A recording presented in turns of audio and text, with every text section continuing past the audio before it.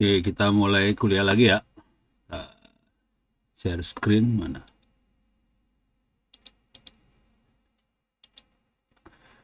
Share screen. Oke. Jadi kalau udah biasa pegang komputer sebetulnya server nggak beda jauh banget. Cuman yang jadi masalah di server tuh biasanya yang agak ajaib ya. Colokan listriknya ada dua tuh. Jadi dia berharap PLN-nya ada dua PLN. Cuman itu agak susah. Soalnya PLN-nya biasanya kita cuma satu PLN doang. Jadi listriknya dua. Ini maksudnya supaya kalau PLN satu mati, PLN yang kedua masih hidup buat cadangan, kira-kira kayak gitu. Jadi yang server yang normal kayak gitu. Kita akan coba masuk ke GPU supaya gampang. Jadi di sini ada Tensor Cores itu punya Nvidia, ada Matrix Cores itu punya AMD. Kita bisa bandingin antara dua makhluk ini maksudnya gimana. Terus untuk drivernya ada dua, ada CUDA, ada ROCm. CUDA itu punya Nvidia, ROCm buat punya AMD, kira-kira kayak gitu. Itu driver ya. Kalau di dalam GPU-nya sendiri itu mereka nyebutnya kalau CPU kan core. Kalau ini Tensor Core satu Matrix Core. Tensor sama Matrix sebetulnya sama sih. Kalau dari sisi matematik ya, itu sama aja sih sebenarnya. Cuman kalau Tensor itu dimensinya gede banget. Kalau Matrix itu biasanya cuma dua dimensi biasanya, tapi ya suka-suka lah gitu ya. Nah, mungkin ada bagusnya, bentar. Gua taruh nggak di sini ya? Salah satu ya. Coba coba lihat, bentar. Coba lihat. Ada bukan di sini. Coba saya lihat di eh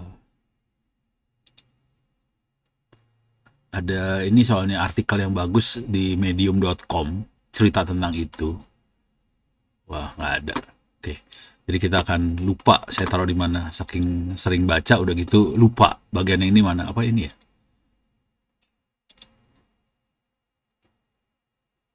GPU. Nah, eh sebetulnya ada tiga makhluk gede sih sebenarnya. Satu CPU yang udah kita jelasin, satu lagi GPU, satu lagi keluarganya NPU. Itu ya. Ini GPU,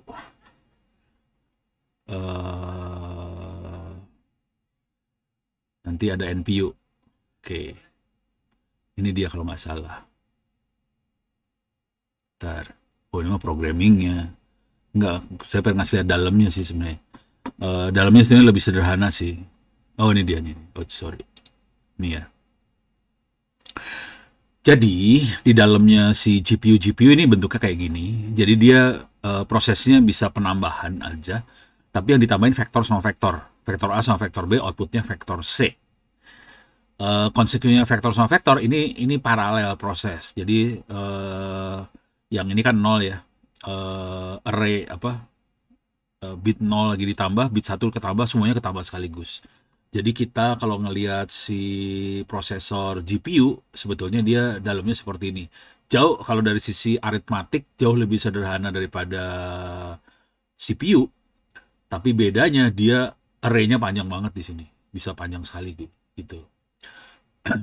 Jadi pilihannya bisa kayak gini, kita punya CPU, bisa diparalel seperti ini. Kalau ini yang satu prosesor ya bentuknya kayak yang kita kenal selama ini. Ada input output, ada control unit, ada aritmatik, ada memori. Memori bisa cache segala macam di memori ya kategorinya. Nah, kalau yang multiprosesor seperti ini, nah kalau GPU horor. Oh, ini dia benar. Ini dia. GPU bentuknya kayak gini. Di sini ada core-core kecil. Ini kita nyebutnya biasanya SM, streaming machine atau apa gitu ya. Jadi prosesnya di sebelah sini. Di sini ada memori cache-nya, terus dihajar ke sebelah sini. Oke. Jadi kira-kira kayak gini arsitekturnya. Ini ada SM, SM, SM, SM. Dalamnya ada core. Itu bentuknya. Tuh core-nya kayak gini. Ini perhatiin registernya, ini vektornya itu 16.000 kali 32 bit itu hajar sekaligus. Ini bisa dua vektor, beberapa vektor dihajar sekaligus ke sini. Itu. Jadi mainannya kayak gitu sebetulnya. Oke. Jadi kira-kira logika berpikirnya kayak gitulah. Oke. Oh ini kalau ini bisa dilihat ininya ya. Kalau 8 tensor kayak gimana. Jadi intinya dia mainannya tensor. Tensor tuh sebetulnya apa ya? Matriks tapi dimensinya lebih dari 3 lah. Kira-kira bukan lebih dari 2 gitu. Jadi matriksnya gede banget. Kalau disederhanain nih kita kayak gini doang sih sebetulnya. Oke. Ini lihat prosesnya ya. Ini apa? Perkalian, perkalian. Matriks perkalian, jadi ini kali yang ini kali tengah kali ini. Jadi caranya kayak gitu. Dapat hasil yang ini, dapat hasil yang mana. Jadi prosesnya, kalau ini perkalian ya, tadi penambahan. Jadi untuk dapat titik ini dia kaliin ini sama yang ini, yang tengah ini sama yang ini itu kayak gitu dapat semua. Jadi kalau mau ngelihat prosesnya ini yang terjadi sih sebetulnya di GPU tuh kayak gini. Dan dia ini kan cuma 3 kali 3. Kalau dia bisa banyak kali banyak. Ini kan 64 bit. FP itu floating point ya. Floating point 64 bit itu gede banget. Terus diajarnya kayak gini. Nah ini perkaliannya kayak gini sih. Nah tensor bentuknya kayak gini nih. Tapi dia dimensinya lebih dari kayak gini sih sebenarnya. Parah. Matriks cuma 2 dimensi. Tensor dimensinya sableng. Banyak banget tensor mah. Seenaknya aja udah. Oke, jadi bentuknya kira-kira mainannya kayak gitu. Oke, nah, oh ini prosesnya nih. Ada pengali, ada penambahan. Terus dapat ya hasilnya D. Oke, jadi bisa dikali, bisa ditambah hasilnya. Jadi elemennya kayak gini sih sebetulnya di dalamnya. Jadi cuman kayak gitu. Wow, ini yang 2 arsitektur ya, Pascal sama Volta. Volta GPU lebih kenceng deh. Tuh, yang ini baru segini, ini udah ngerendeng nih. Bisa panjang sekaligus. Jadi mereka ngembangin algoritmanya supaya bisa diparalel gila-gilaan. Jadi tekniknya supaya kenceng adalah gimana proses dikerjain paralel semuanya, nggak satu-satu, paralelin aja semuanya. Jadi ya semua semua apa arithmetic logic unit di dalamnya, unit di dalamnya kerja terus. Ini kan yang nyala cuma sedikit-sedikit aja nih. Ini hampir nyala terus-terusan semuanya. Konsekuensi dari sini listriknya gede gitu. Yang Volta tuh V depannya, ini Nvidia ya gitu. Yang Pascal P gitu, kira-kira kayak gini. Nah sekarang kita akan coba bandingin makhluk-makhluk ini ada 3 makhluk ya. Kita coba bandingkan antara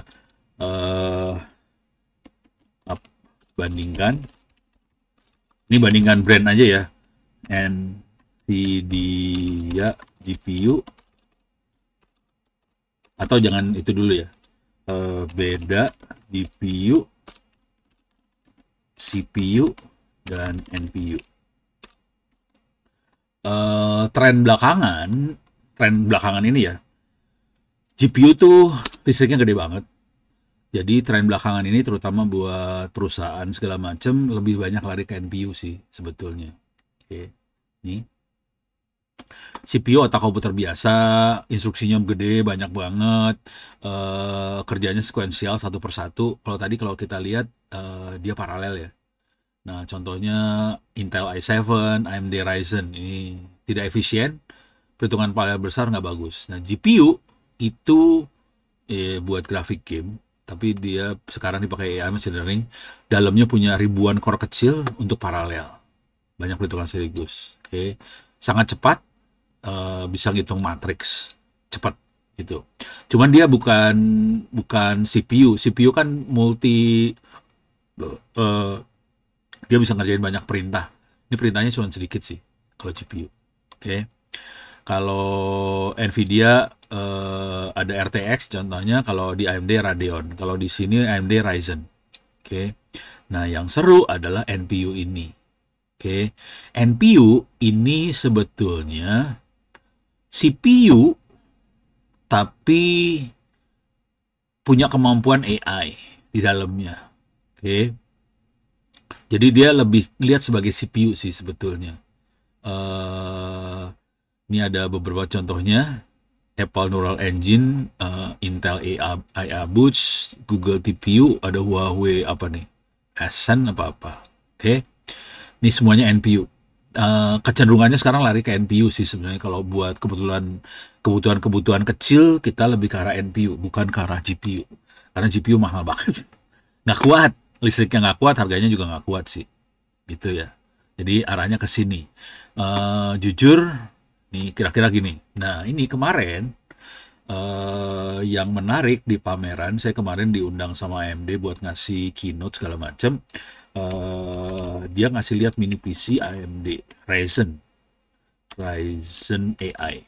Jadi kalau Ryzen AI itu si NPU sebetulnya. Ini kategorinya NPU, cuman ini Gelo ini ya. Nih bentuknya yang saya lihat yang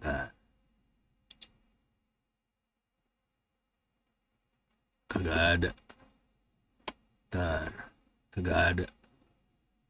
Kagak ada. Mini PC AMD aja lah, jangan gitu lah.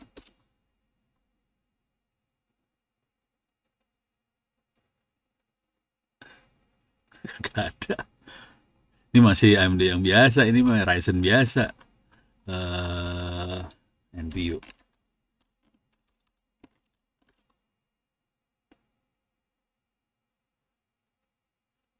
Harus cari. Ini kebetulan saya kontak sama ininya sih. Nah, ini dia makhluknya yang saya lihat. Ini dia makhluknya, Evo AMD Ryzen ini. Nah, ini parah banget asli, ini parah sekali yang ini ternyata. Oke. Ini perhatiin harganya 1.500 pon atau hampir 2.000 US dollar. Asli, memorinya parah. Coba kita lihat ya, bentar. Ini memorinya berapa nih? Ini memorinya, ini memori parah banget. Ini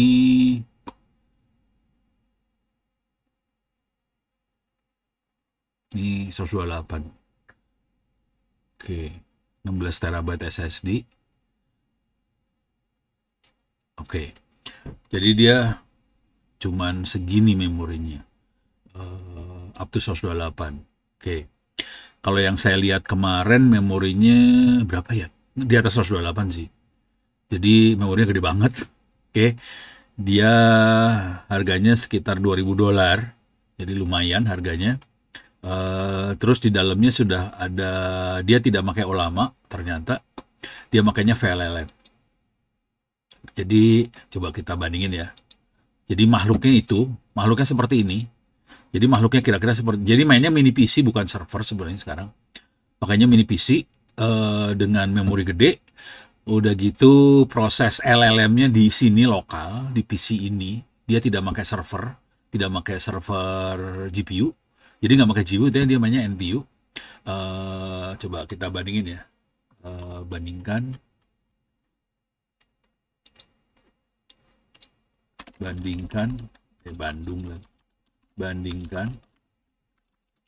performance Olama plus VLLM. Jadi pakainya VLLM dia kemarin. Jadi pas saya ngobrol, kamu pakai apa? Saya tes dong. VLLM. Kemampuannya kayak gimana bandingin Olama? Ternyata VLLM 3 kali lebih cepat daripada Olama. Parah. Jadi VLLM ini tidak dirancang buat yang kecil sebetulnya, dirancangnya buat gede sih sebenarnya. Jadi mulai kelas-kelasnya ChatGPT sih sebenarnya, dia makanya VLLM. Cuman model yang dipakai di Olama bisa dipakai di VLLM ini. Itu. Jadi ini bisa kita bandingin di sini sih. Jadi ini dua yang dipakai. Yang dipakai di mini PC AMD yang AI tadi, ini pakainya VLLM, performanya lebih bagus. Oke, VLLM Inference Engine sebenarnya dirancang untuk skenario throughput tinggi, concurrency besar. Nih, tuh kan. VLLM 3,2 kali request per second dibandingkan Olama dengan hardware identik, latensi lebih rendah, beban tinggi. Ini dia makhluknya. Parah ini VLLM ternyata. Cuman saya belum nyoba instalasi segala macam. Throughputnya kira-kira segini. Olama cuman segini. Jauh banget. Latensinya juga lebih kecil. Olama segini, VLLM segini.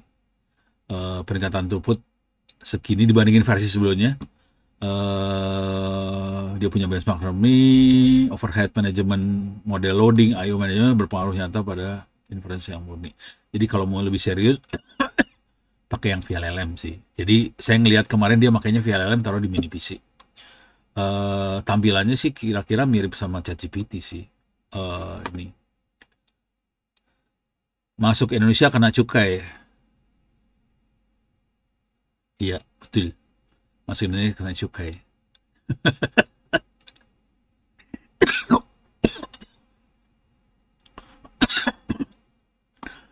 Aduh, bentar, minum dulu.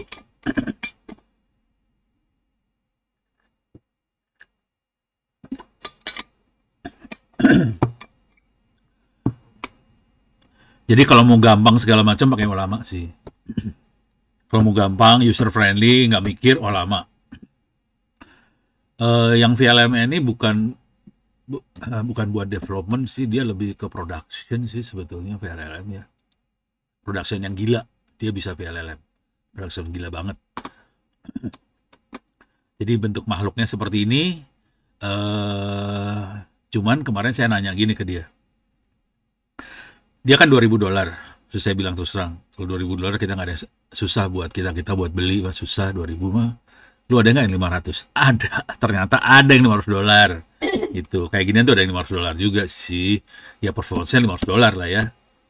Tapi ada.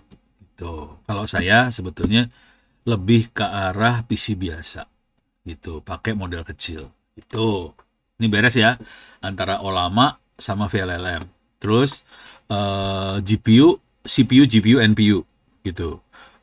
Trennya kalau buat kantor kecil segala macam lebih ke arah NPU, server. Jadi ini dijadiin server, terus kita aksesnya lewat web browser ke server lokal seperti ini, kira-kira gitu. Jadi kita tidak pakai server yang taruh di rack, kita pakainya komputer yang lucu seperti ini aja buat server gitu. Deh, itu kira-kira kayak gitu. Sekarang kita akan coba bandingin antara GPU sama GPU-nya si siapa namanya? Si Nvidia sama ini ya.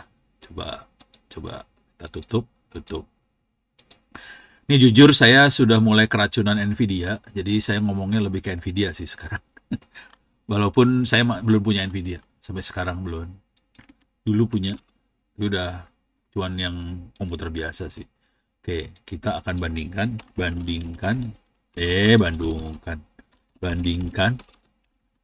GPU Nvidia versus AMD. Ini kalau baca-baca tulisan segala macam, Intel udah mulai hilang dari ini loh. Kasihan juga sih. Intel mulai hilang dari peredaran. Sama juga sama Boeing. Boeing udah mulai hilang diganti sama Eropa punya tuh. Oke. Di Nvidia sama ini mana yang lebih baik? Sangat tergantung kondisi gaming, workstation, harga segala macam. Nilai masing-masing ya. AMD kalau RTX 50 arsitekturnya ini. AMD RDNA 4, Radeon RX 9000. Generasi AMD mempunyai efisiensi jual memori dan dukungan fitur yang lebih bersaing dengan Nvidia. Jadi ini AMD udah mulai parah sama Nvidia. Performance-nya, raw performance sama value dalam bentuk umum Nvidia di atas. Terutama untuk ini ya, grafik ya, ray tracing sama beban grafik berat. Jadi untuk grafik oke di atas. Oke. AMD sering delay untuk price performance. Jadi kalau kita mau cari harga murah performance tinggi, AMD lebih bagus. Oke. Dia pakainya Radeon RX 9060.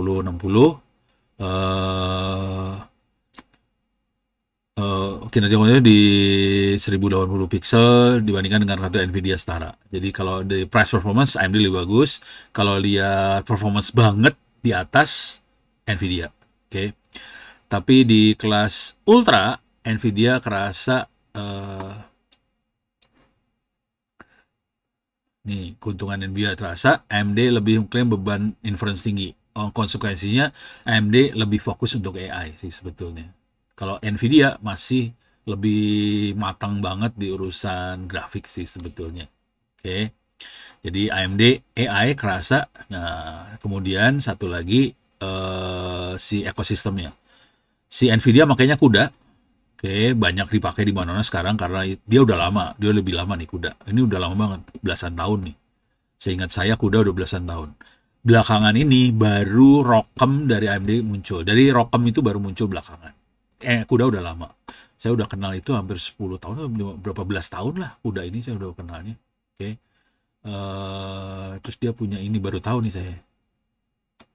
Oke.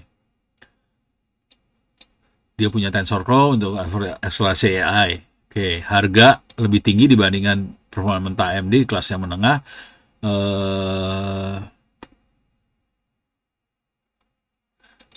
Nih kalau kita sudah invest di CUDA, pindah rugi sih sebenarnya gitu. AMD open source, kagak pakai duit, drivernya free, bisa di Linux segala macam. Buat upscaling lebih bagus. Kemudian secara teori bebas dari vendor lock-in. Jadi ekosistemnya terbuka. AMD jumlah memori supaya tidak kedodoran game-game, diperkuat jumlah memori VRAM dodoran game-game yang hapus memori. Kekurangannya banyak game yang sangat tergantung pada CUDA. Nvidia sering ketinggalan. Jadi ini untuk game. Tapi kalau untuk gaming oke lah Nvidia karena gamenya kekunci sama CUDA. Cuman kalau buat AI nggak masalah di AMD. Jadi itu sebetulnya karena AI rata-rata tidak harus CUDA banget gitu. Jadi si Olama segala macam kan ngomong ke bawah nih. Si CUDA itu bisa diganti pakai ROCm. Jadi nggak masalah buat AI. Kalau game iya bermasalah. Jadi makanya Nvidia di gaming dia masih menang, tapi AMD kalah di gaming. Cuman kalau AI, AMD bisa ngalahin Nvidia, hati-hati. Jadi AI-nya AMD menang nih. Makanya saya banyak mulai geser ke arah AMD nih sekarang. Itu ceritanya. Yang parah lagi AMD adalah open source. Konsekuensi open source dan perlu diingat adalah ROCm ini masih baru yuk. Bandingin sama CUDA loh. CUDA udah lama belasan tahun. ROCm ini baru banget sih. Tapi naiknya udah kemampuannya hampir 80-90% dari AMD Nvidia. Jadi walaupun baru kemampuannya oke sih. Nih kalau gaming ini Nvidia. Oke. Kalau ini Nvidia lebih untung, AMD lebih untung. Kalau budget Nvidia. Kalau fleksibel kalau kita menghargai open source AMD lebih bagus. Kalau saya agak lebih cenderung ke open source sih sebetulnya karena kita lebih gampang buat modif segala macam, cari modif-modifan ini. Nah, saya dapat bocoran terbaru tadi siang ngobrol-ngobrol sama teman-teman di security. Ternyata si AMD lagi Nvidia itu nyekek RAM-nya ternyata. Jadi dikunci pakai firmware. Jadi RAM-nya sebenarnya bisa gede, tapi dikunci sama dia pakai firmware-nya. Jadi secara hardware dia bisa bablas, tapi dikunci sama firmware-nya karena dia misalnya bayarnya nggak mahal, dia murahin. Tapi kan bikinnya lebih murah sekaligus semua dengan spek yang sama. Jadi dia bikinnya banyak. Speknya bisa ada yang gede, kecil segala macam, tapi dikunci pakai firmware. Jadi ternyata ada kayak gituan di Nvidia. Kalau di si AMD kayak gituan belum saya dengerin, nggak kedengeran ada kayak gituan. Jadi dicekek, remnya nggak ada cerita itu. Jadi kayak gitu. Jadi perbandingannya kira-kira gitu ya. Coba kita lihat lagi. Sekarang kita bandingkan tadi GPU Nvidia sama AMD. Sekarang kalau kita bandingkan lagi bandingkan CUDA versus ROCm. ROCm itu punya ini ya, punya AMD.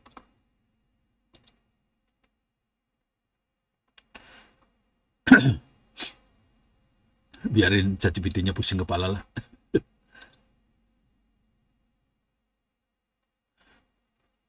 CUDA Nvidia, ROCm adalah Radeon Open Compute untuk GPU, CPU, GPU dari AMD. ROCm juga menyediakan HP, Heterogeneous Compute Interface for Portability. Oke. Ini artinya apa? Jadi kalau kita punya software jalanin kuda, bisa jalan di atas ROCm juga. Tapi ini jadi ada layer tambahan ya. Jadi sebenarnya lebih lambat nih kalau pakai HP. Tapi bisa. Artinya apa? Kalau kita punya game yang ngomongnya pakai kuda, kita jalanin ROCm, ROCmnya jalanin HIP, nanti game itu bisa jalan lagi sih. Sebetulnya bisa kayak gitu. Gitu. Kuda matang, ada macam-macam sih. ROCm ini pustakaan serupa, tapi mayoritasnya kalah sama kuda sih sebenarnya. Dominan di dunia riset AI industri, banyak framework, PyTorch, TensorFlow lebih dukung kuda. ROCm juga sih sebetulnya. PyTorch itu juga dibayarin AMD. Jadi PyTorch ini bukan dominasi Nvidia. Ini AMD juga naruh duit nih sebenarnya di sini AMD banyak naruh duit juga. Jadi jangan khawatir. Frameworknya sebetulnya AMD juga punya kontribusi gitu. Performanya lebih tinggi, udah lubang matang. Cuman kalau di ROCm laporannya tuh sekitar kemampuannya 80-90% dari kuda. Jadi nggak jelek-jelek amat. Dengan harga yang lebih murah, dengan watt yang lebih kecil, si AMD punya kemampuan buat ngalahin Nvidia sih sebetulnya. Itu masih ada keluhan bug segala macam, stabilitas. Nah, yang jadi masalah besar di Nvidia adalah ini, eksklusif. Tidak bisa digunakan hardware non Nvidia. Ini masalah besar di Nvidia. Oke. Terus high end-nya Nvidia mahal banget. Ini lebih menarik harganya. Terus ini ROCm juga sama sih. Dia dari consumer sampai ini juga dukung. Dokumentasinya luas, kuantitasnya besar. Ini masih kalah besar, tapi bukannya tidak mungkin menyamai. Ya mulai ke arah sono juga. Jadi ini gede karena dia open source, jadi lebih gampang sih sebenarnya. Vendor lock-nya kuat. Ini Nvidia punya kecenderungan buat ngunci. Kalau ROCm nggak ngunci dia. Nah ini saingannya gila-gila. Kekurangannya Nvidia vendor locking, biayanya mahal, kurang fleksibel untuk hardware yang heterogen. Kalau sini open source, fleksibel, hardware AMD, portabilitas melalui HIP supaya software-software Nvidia bisa jalan, tidak tergantung vendor, terus performansi optimis, belum terlalu puncak dibandingkan kuda. Jadi kuda di atas. Tapi kalau mau jujur sekarang udah mulai banyak. Ini kemarin ngelihat langsung ya. Yang tadi saya bilangin GPU-nya itu 2,5 kalinya H100. H100 itu termasuk generasi agak baru dari Nvidia ya. Atau langsung saya taruh di sini. Saya new oke. Bandingkan GPU AMD baru versus Nvidia H100. Bandingkan lah. Ini MI 300X. Ini yang paling barunya si ini Nvidia 100. Oke.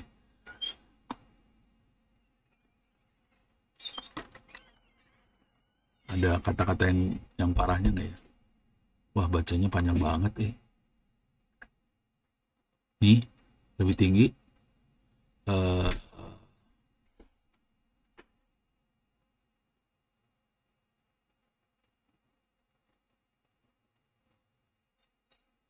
Banyak aspek bisa.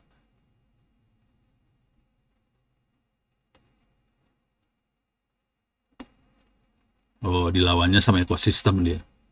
Jadi dari sisi hardware mungkin dia kalah gitu, cuman karena ekosistemnya Nvidia lebih kuat, dia bisa ngalahin. Kira-kira kayak gitu. Jadi dia menang di ekosistem.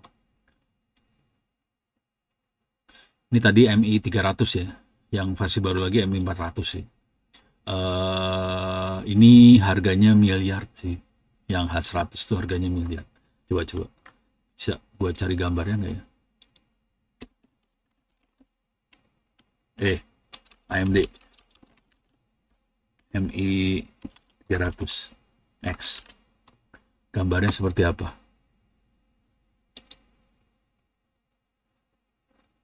Iya, bentuknya kotak kayak gini. Jadi bentuknya kotak seperti ini. Asli kotak kayak gini. Jadi si GPU yang baru yang buat data center bentuknya kotak seperti ini. Yang saya lihat ini 8U ya. Kalau udah ditaruh di data center, ini gede 8U. Ini satu kotak ini kira-kira kemampuannya 2,5 kali H100. Kira-kira kayak gitu satu kotak ini. Ini AMD Instinct MI 300X. Ini yang saya lihat kemarin. Beneran lihat nih. Cuman nggak berani ngomong. Soalnya harga satu ini harganya udah jadi langsung saya diem aja. Ya pokoknya gue udah lihat barangnya bagus, keren. Gitu. Coba kita lihat yang Nvidia H100 ya. Nvidia itu juga rata-rata kayak gitu sih. H100. Tuh bentuknya kotak sih. Oh ini ada yang PCI dia mah. Oh dia campuran, ada PCI ada kotak. Kalau yang AMD udah kotak aja sih. H100 bentuknya kotak kayak gini sih. Sekarang bentuknya udah kotak-kotak kayak gini nih. Jadi bentuknya kotak. Nih, bentuknya kotak kayak gini. Nih, kotak kayak gini. Megangnya kayak gitu. Parah. Ini bentuknya kayak gini ya. Keren. Kalau Anda udah lihat benerannya, ngeri. Kalau lihat harganya, lebih ngeri lagi.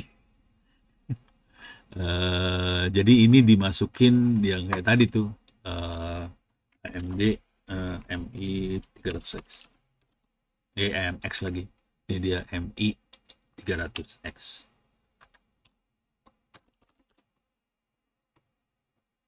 Ini kalau udah ngeliat ini kan 4 biji. Yang saya lihat ini persis. Jadi 8. Ada 8 biji di sini.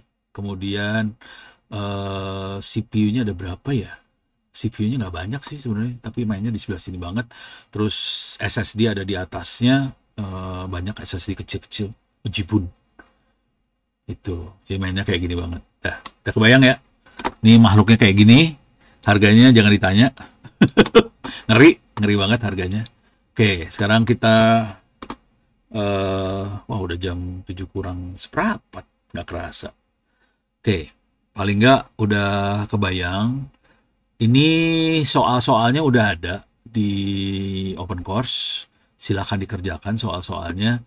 Soal yang GPU juga udah ada di situ, bisa dimainkan. Tolong dikerjanya dari sekarang, jangan ditunda supaya nanti di akhir semester kuliah ini udah nggak jadi beban lagi sih. Intinya itu aja sih sebetulnya. Ntar, saya cuman coba kita lihat.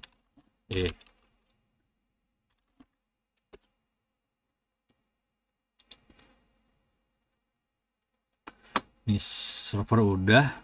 Jadi ini yang kita bandingin. Kuisnya sudah ada isinya. Oke.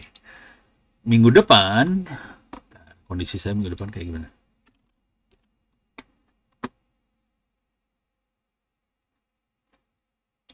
September, Oktober.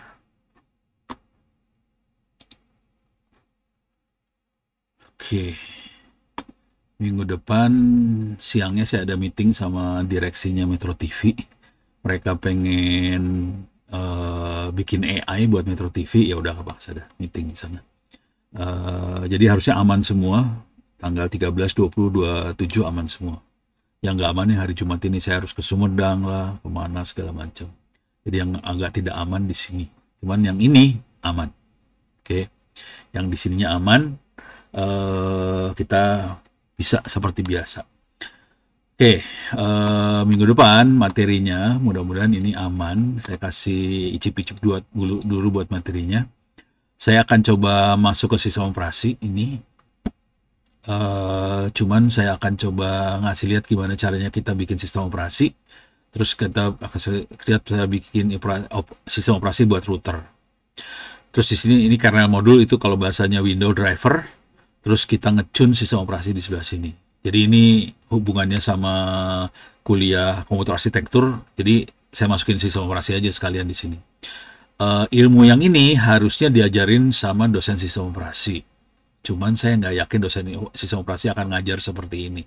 Makanya udahlah, daripada ntar ngandalin dosen sistem operasi, saya ajarin yang ini aja. Supaya Anda bisa bikin Linux, bisa compile kernel, bisa segala macam. Setelah ini bisa, kita harus bisa ngukur, kemudian masuk ke Arduino. Arduino ini harusnya diajarin sama dosen IoT. Cuman dosen IoT-nya akhirnya pakai bahan kuliah saya juga. Ya udah, ini aja. Gitu. Kira-kira gitu ya. Oke. Tolong kasih tahu yang lain supaya bisa daftar ke kuliah ini. Kerjakan kuisnya dari sekarang.